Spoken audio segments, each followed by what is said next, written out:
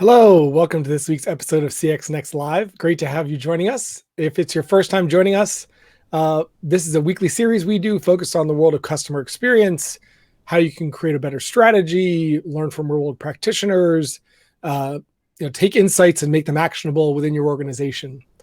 For those of you that are here with us every week, welcome back. Great to have you, and really looking forward to our discussion today. For those of you that may not be aware, last week was a really big week for our team. We held our annual CXNext event. As many of us are now all working from home, still social distancing as we're slowly but surely reopening. We did the event virtually, and we were really happy with the results. It was a great event. We'll be doing another session, kind of debriefing some of the takeaways, the key takeaways from that event, but really outstanding engagement. We kind of exceed all our expectations from the number of registrants, number of attendees, the level of engagement. We had a really great showcase that highlighted some real world examples. So it was a really fantastic event. And I can't say enough to our team that organized it, and also to all the great speakers who came and shared their perspective, and also for all of those of you who attended and really engaged. You know, we're all in a world of change, changing the way we work, changing the way we live our lives, changing the way we service our customers. So spending some time really reflecting on that and hearing from others is so valuable. And that was really what was so valuable for me and why I really enjoyed the event. So for those of you that are watching this and attended, great, wonderful to have you there. Thank you for joining. For those of you that didn't, you can check out CXNext.com and learn more and see a lot of the recordings of all the different sessions. There were roundtables, there were some thought leadership series, some keynotes. So please feel free to check that out and learn more. And once again, a really great opportunity to learn from your peers and capture some best practices. And we'll be doing some additional follow-on to that, trying to take some of the content there and make it more snackable, more easy to consume for all of you out there, because I know we're all busy and we're trying to balance lots of things these days, just like I am as well. The one of the new thing that we did this year that was really exciting is we introduced our CXNext Catalyst Awards. One thing that I find is that there's so much difficult news out there, the broader economic news, challenges around, unfortunately, people's health. And so it's really great to try to find some opportunities to celebrate the good things that are happening and spend some time doing that. We all, I think, are looking for points of light, inspiration, things that help us to get through some of these really hard times and really challenging environments. And so one thing we did this year to really kind of help spur and motivate all of you out there is we introduced 3 new awards. And those 3 different awards, we're really excited about the winners, and we're going to talk about those today. And I want to spend a little bit of time on them because, once again, I think it's great to learn from our peers, celebrate success, and all learn from it to be better CX practitioners. So we had 3 awards this year. The first was the CX Team of the Year.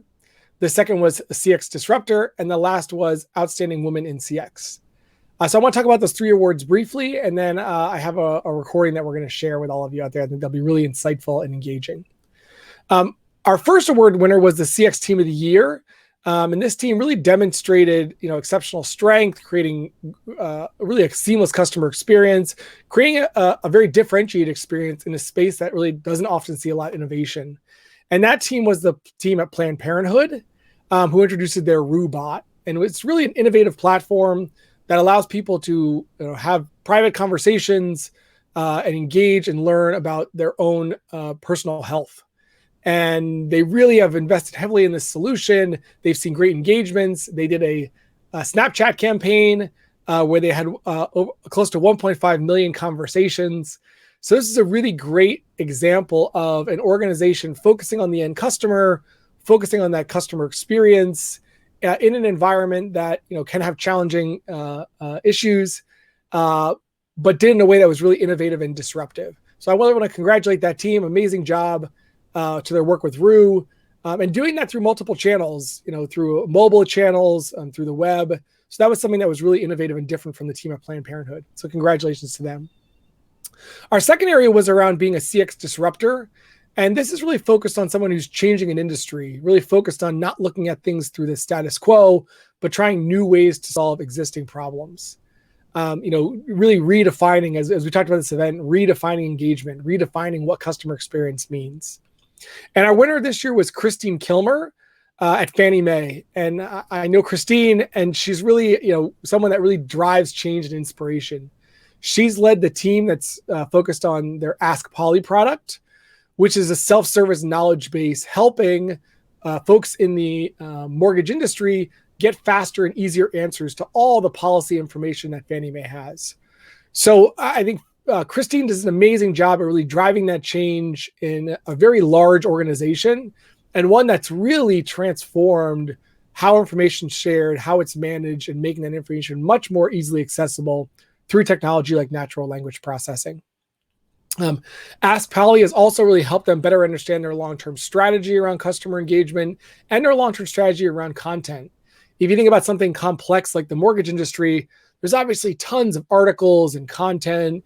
And so how do they figure out what's being used, how it's being used, what they should update next, and how they should update it? And Ask Polly not only has delivered a better end customer experience, but also has really helped them refine and improve their strategy around their content. It's really like their optimization engine. So I think that's another great example of innovation happening in the world of CX. Last but certainly not least was our Outstanding Woman in CX Award. And this is really focused on an individual who's really wants to make change and is leading the charge. And they're really a kind of strong personality.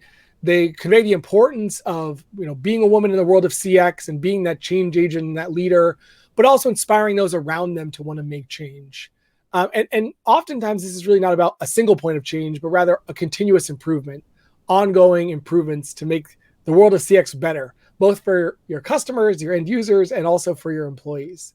And I'm excited to say that we actually have a dynamic duo of winners this year, Connet and Zhaia Wineinger, who are both with the state of Iowa. They're both wonderful people, really great personalities. They've been with the state of Iowa for a number of years, really driving innovation. And it's so wonderful to celebrate their work. So for those of you just joining, I just want to do a quick kind of station ID here of this is CXNext Live, our weekly series focused on the world of customer experience, helping you improve your strategy, helping you improve by learning from real-world practitioners. And this week's episode is focused on our CXNext Catalyst Awards that we did at our annual event last week. We had 3 different categories, and we're going to spend a little bit of time talking with our 2 outstanding women CX winners, Dawn and Zhaia. I recorded a session with them talking about their experiences winning the award and the great work they've done for the state of Iowa. So let's take a minute and watch that recording and learn from these great 2 women in CX. So I'm really excited to bring in our 2 esteemed award winners for this year's Women in CX Awards. Dawn and Zhaia, really great to have you here. Congratulations on winning our Outstanding Women in CX Award this year. Thank you. Thank you. That was just a surprise. It was wonderful. Thank you. Yeah, in a trying time where everyone's challenged of working from home and trying to find the right ways to service their customers and help their employees, I think it's so wonderful to really celebrate hard work and celebrate the great things you've done for Iowans and for all those folks that are looking for the answers in a really hard time. So I want to just first stop and say, feel great about the work you're doing. I know oftentimes being a CX practitioner can feel like really hard and daunting work, climbing that hill every day. But I can't say enough about the great things you've done. And our team here at CXNext are really proud of you and really happy to give you this award. Great. We're happy to receive it. I think we're, like Don said, it was a surprise.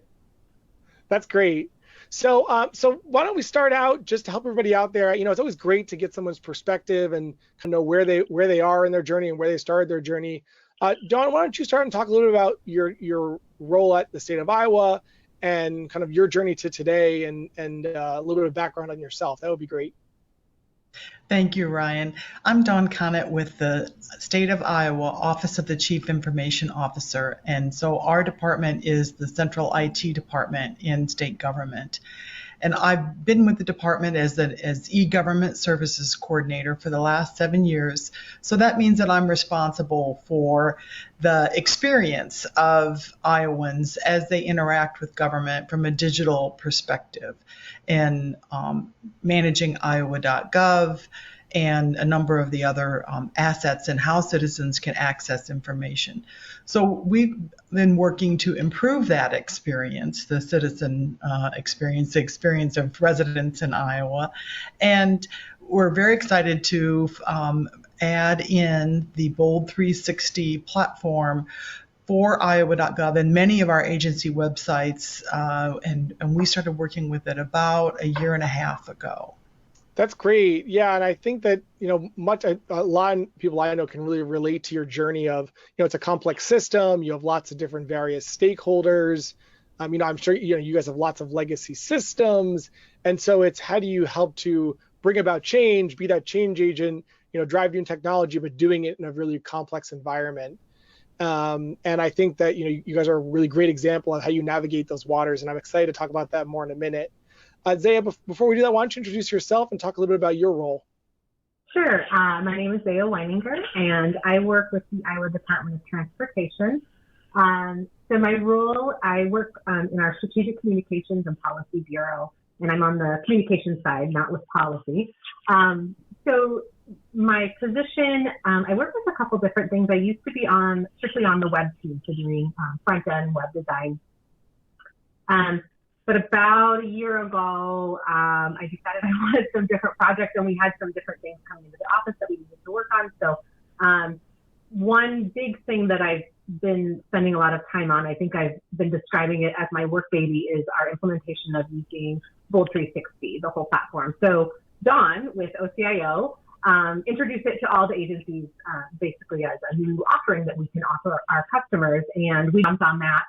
And first, we implemented it as a chatbot, and now we're doing live agents, and we'll talk about that in a little bit. But that's my role. I would say right now, that's the hat I'm wearing, is administering the Bold 360 project for the Iowa Department of Transportation. That's great. That's great. And it's great that, I'm excited to learn more about that and share with everybody out there.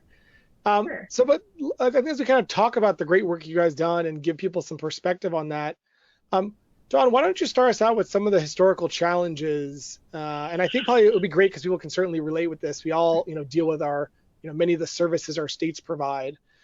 So why don't you talk about some of your historical challenges and maybe how that's either been amplified or exacerbated or changed in the world of COVID-19?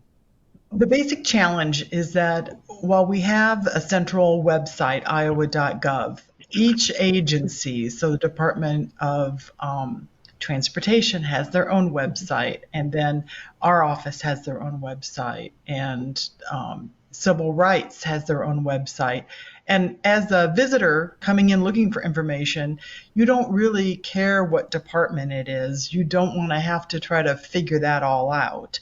And so it was difficult to provide sort of the continuity across all of these platforms and be able to serve Iowans 24/7.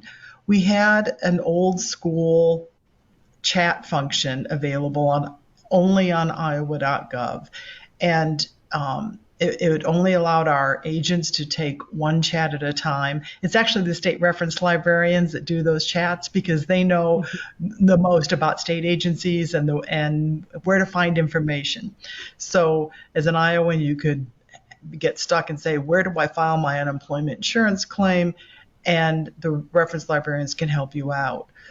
But the experience was inconsistent from agency to agency and really wasn't very friendly. So we were searching for a new chat platform and decided to make the leap to go to an AI-based environment. And then with the live agent with the state reference librarians, it's just been a wonderful experience. The other thing is that on individual agency websites, the information might not be organized in a way that's easily consumed by Iowans. We tend to like to put on large, lengthy PDF documents so that you could read through to page 14 and find your answer. And so this allowed us to get the specific question and the direct answer to folks in a really rapid way.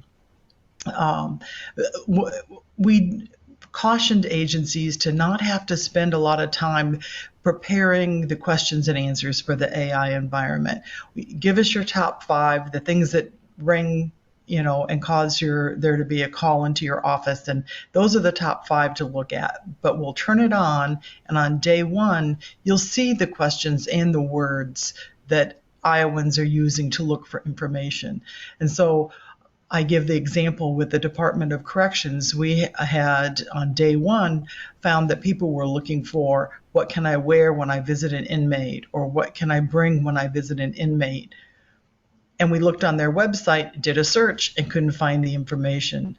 We learned that Department of Corrections refers to the people they work with as offenders. Nowhere was there any reference to inmates. So it wasn't helpful to people who were looking for that information, and then it would drive a phone call out to the institution to get the answer to their question, when we now have all that information available quickly and easily in the chatbot. And it can also suggest to somebody, oh, so you asked the question about what can I bring? Do you also want to know what you can wear? So it's been a great experience for us. Yeah, I love all that too.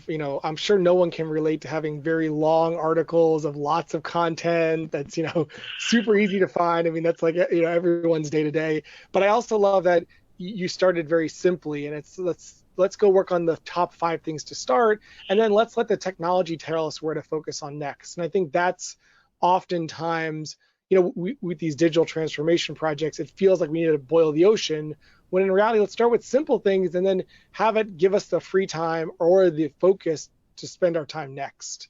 And I think that's a wonderful illustration of kind of the right way to approach it. And I think many folks out there probably can very much relate. Zhaia, I want to talk more about how you implemented this, and what were the ways you kind of approached it, and how did you look at implementing it kind of across the Department of Transportation and the work you did? Sure. When the state of Iowa, Dawn, essentially brought in Bold 360 as an option for agencies, we saw that as an opportunity to provide another way for our customers to contact us, which is excellent to do. For anybody that's wondering, you should provide many ways to have your customers contact you. So when we first jumped on board, we decided to implement just the chatbot at first, so just the artificial intelligence portion of it. When we did that, fortunately for our agency, we had a lot of data or a lot of information on what customers ask us. So we had about 2 years collected of all questions that came into our contact form on our website. And it was thousands and thousands and dozens of thousands of questions that we went through. We also went through any questions that came through Google My Business. We went through our Facebook questions, so direct messages to questions like that. And then we had our standard frequently asked questions that we went through 2 years. So when we implemented it, we had a pretty solid database of questions, and I've been adding, as we go. And I think we're nearing 200, like maybe around 170-ish. So again, we started with the AI portion using the chatbot to help customers, and it was going really great. Our customer self-service score was pushing 80% pretty quickly, which was great. And then we had intended to implement the live chat agent. There was just some hang-ups internally, mostly staffing issues, just having the staff available to assign to live chat. We have lots of other things that we do. And so finding that and trying to get that going was a little slow at first. And then in moved this pandemic that has created mass chaos for the entire world. And, we were going, and as it was starting to really ramp up in Iowa, I talked to my supervisor and said, hey, maybe now's the time to push in live chat and get this going. And she said, great. And she literally texted, she goes, I love this idea. So I said, okay, great. Let me know what we want to do. Long story short, here we are now with live chat agents. I think I've trained 35 to 40 live agents. We don't have that many on all at one time, so don't get too excited there. We try to have a couple people from each specialty group, and we have 4 different groups that we have at least 2 people on. So going from the chatbot, the AI answering the questions only, to live chat agents was definitely a game changer, because now the customers that have a more specific question. So they need information on their specific situation where they're basically their account needs to be accessed.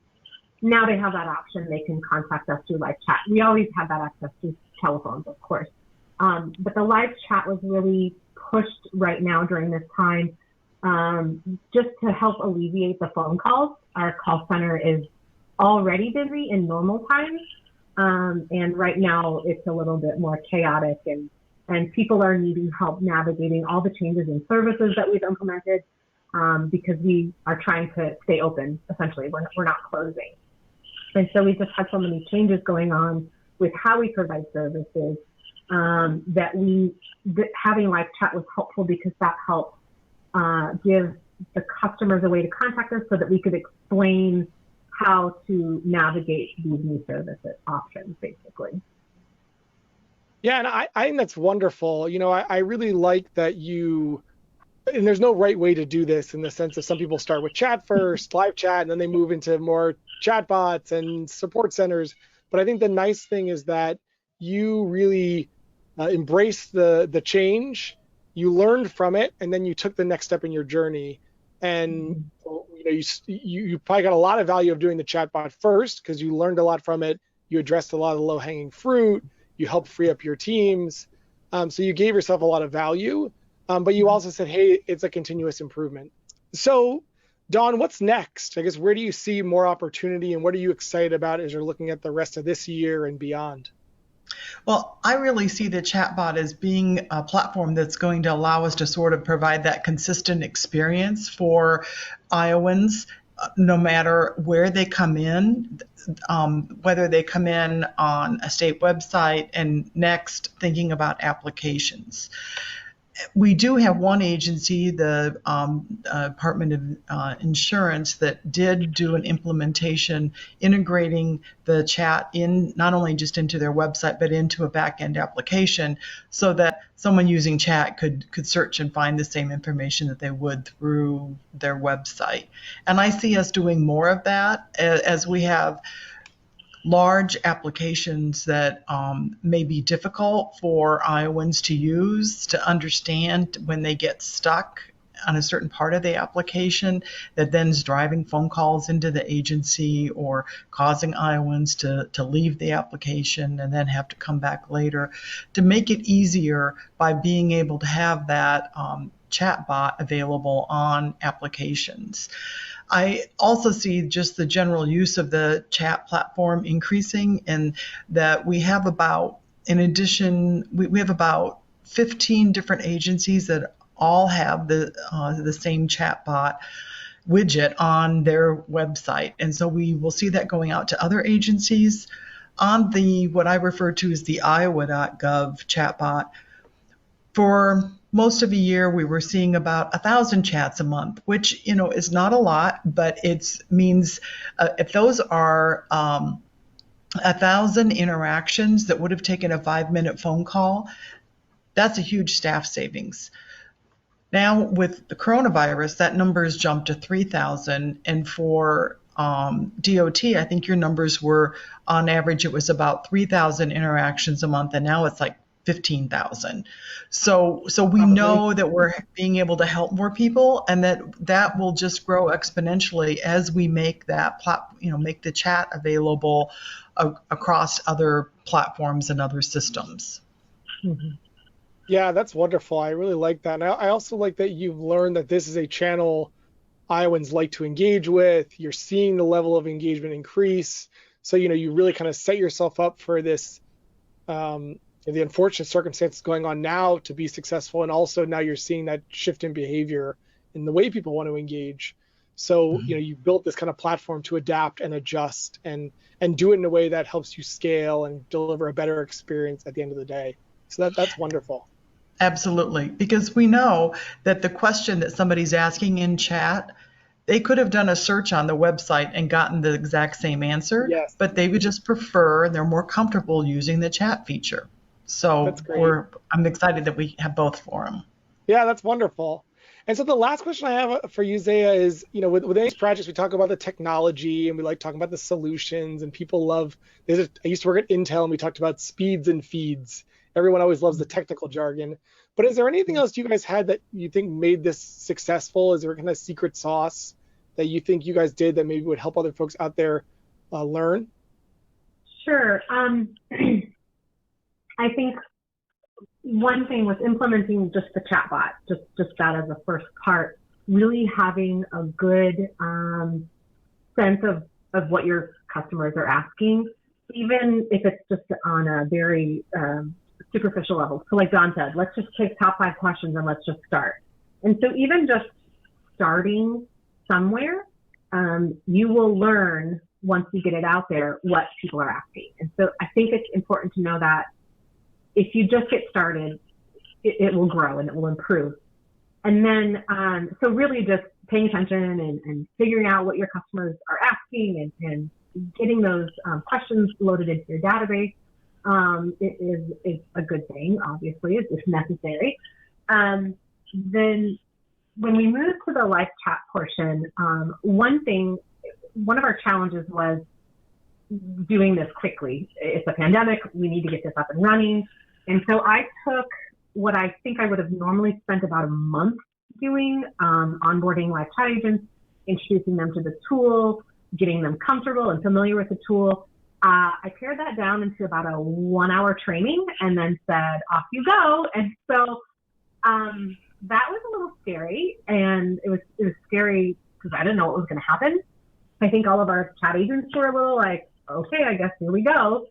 But I know also that the people in our agency are willing to do whatever we need to do to help our customers. And we've always been doing that. Some of our customers might not agree with that, but we do. I know that we actually do care about our customers and we really want to help them. And so we jumped in and we went for it.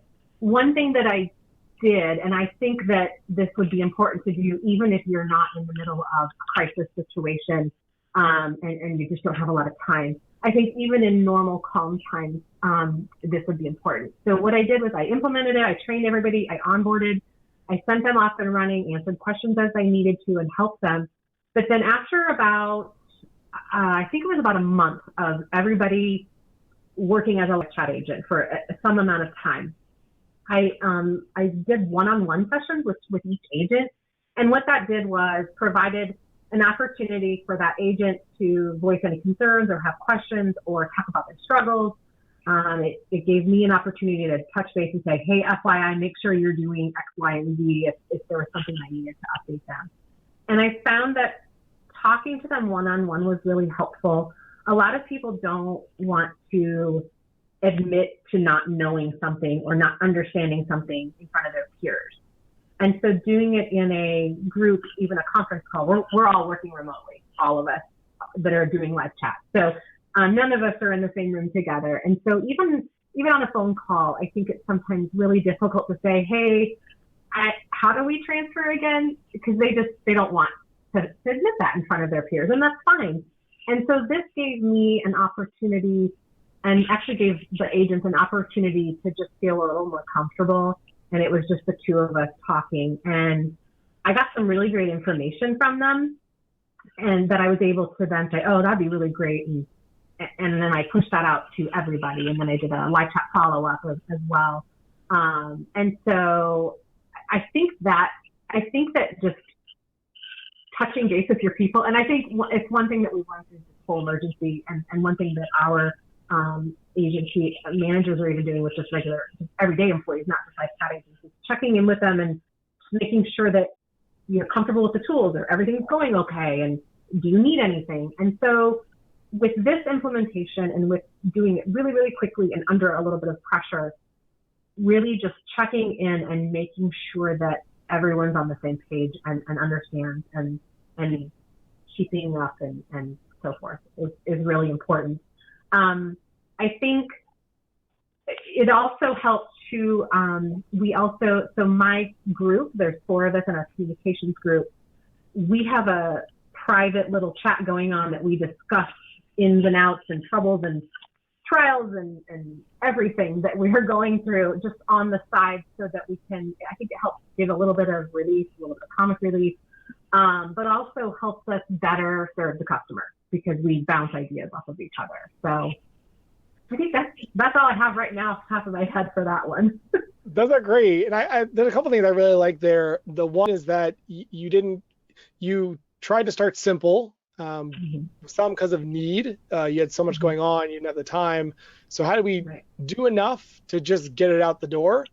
I think a lot of times people get caught in analysis paralysis, and they're like, we have to do it the way we've always done it or the right way. And in these trying times, it's a lot of times it's just, get it out. The software term we use is do an MVP, a minimally viable product, get it out the door, and then let's learn. What I like that you also said is you took a personal approach. I think across both things you both talked about, you've really kind of taken this kind of personal approach of, I want to be bought in. I want to make it successful, whether it's for the Iowan or for our team member, the agent that's answering those, tough questions. How do we help have that one-on-one level of support where we're getting that feedback, we're delivering that better customer or employee experience, but at the same time, we're still trying to be fast and agile to find the next place that can help us do more with the constraints we have all around us. And I think that to me is what leads to long-term success. It's that kind of continuous improvement of let's get it out there, let's try it, let's continue to learn, keep our ear to the street and see what's going on, but do it fast so we can be learning and we can be creating better experiences. And I think you've given some really wonderful examples and inspiration for folks out there. And you're doing it in the most trying of times. And so I really want to thank you both so much for joining today, for being leaders in the world of customer experience, and I'm sure being leaders in folks that inspire those around you. So I want to congratulate you again and thank you so much for sharing all these insights and doing this hard work. And I certainly want to keep in touch and keep hearing all the next round of great work you're going to be doing for the remainder of this year and beyond. So congratulations and thanks so much for joining. Thank you, and a big woot woot to Old 360. That's great. Well, we'll take it. I love it. Well, a pleasure as always talking with both of you. Thank you so much. And once again, we look forward to having you back sometime soon to hear about the next phase of all the great work you're doing for Iowa and all those Iowans out there that are looking for quick answers and better experiences. So thank you. Great. Thanks, Ryan.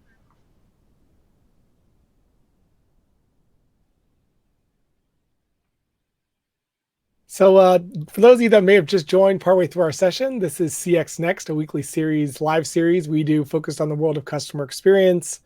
We just finished a video that was with Dawn and Zhaia from the state of Iowa, who won our Outstanding Women in CX Award this year.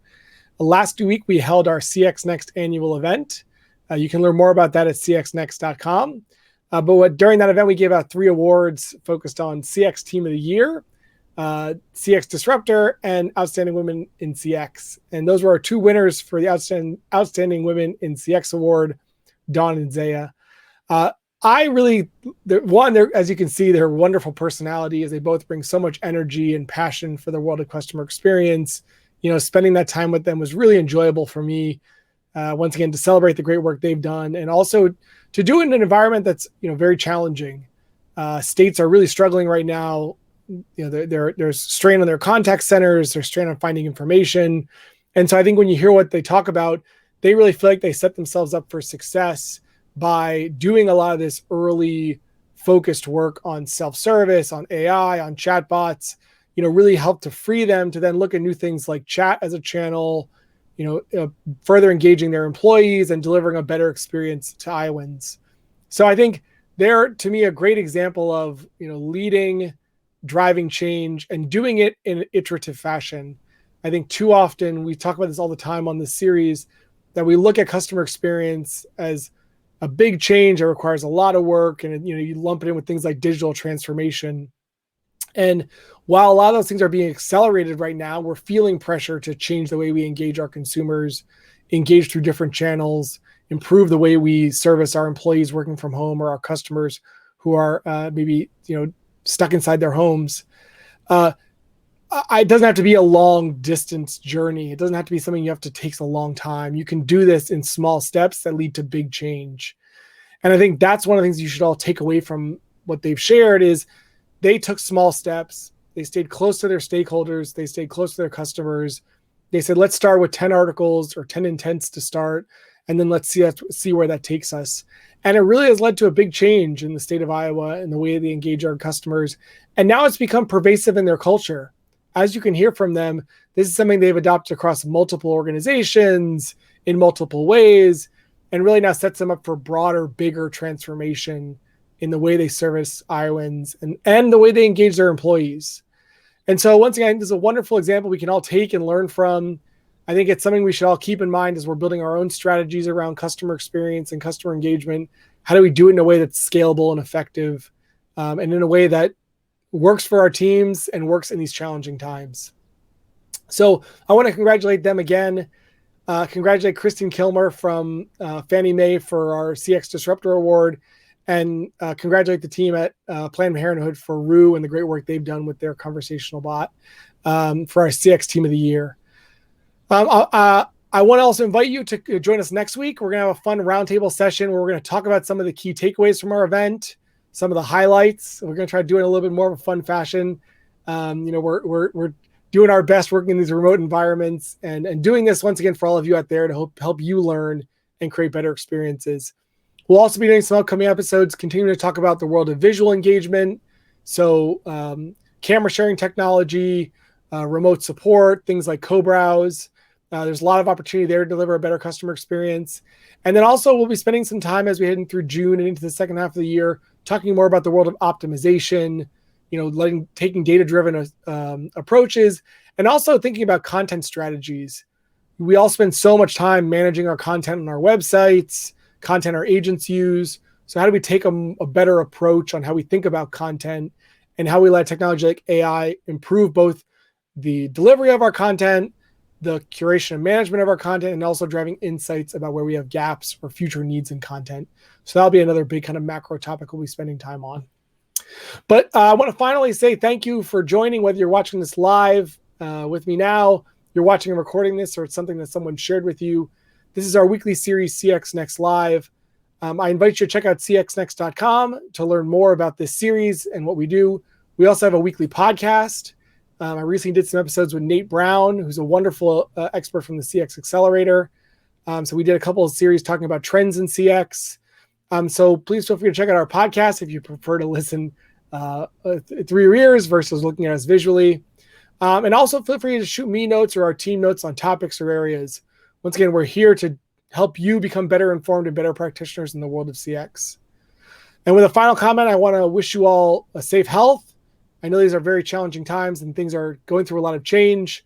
As the economy looks to reopen, we'll feel another round of change in the way we work, the way we service our customers. So we'll look for opportunities to help educate you and find best practices and ways you can deliver a great experience for your customers and improve the way your employees work every day. I want to thank you all for joining and look forward to our next time together. And thanks so much. Take care.